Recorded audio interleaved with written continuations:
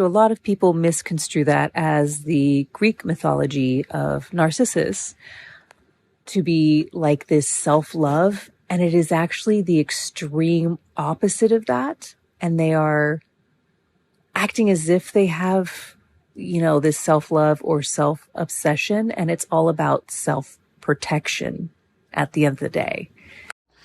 Thank you for sharing those heartfelt stories. They definitely are illustrative, and though my worst experiences with these kind of tendencies were not in my home, it's very much the same as the people who I've come across in my life who were traumatized and brought that problem to everybody else.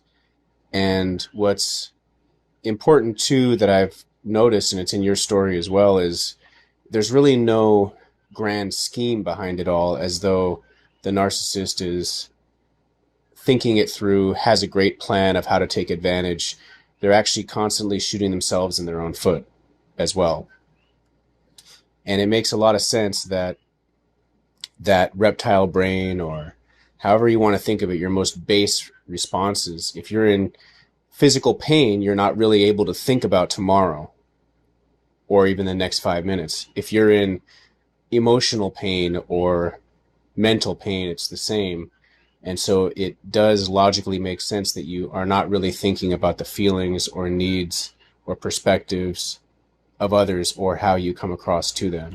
So sometimes there is a grand scheme behind things, but that grand scheme is because of their sense of control.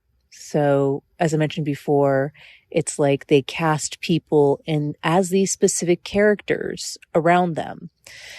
And when anybody deviates from that, it freaks them out. So everything that they do, the meticulousness, the manipulations, the lying, is to keep their internal reality their reality and try to enforce that outside of them in any way, shape, or possible. So that's where the grand scheme of things does come from. But yes, a lot of times their knee-jerk mechanisms and their day-to-day life can be very short-sighted as well and not well thought out.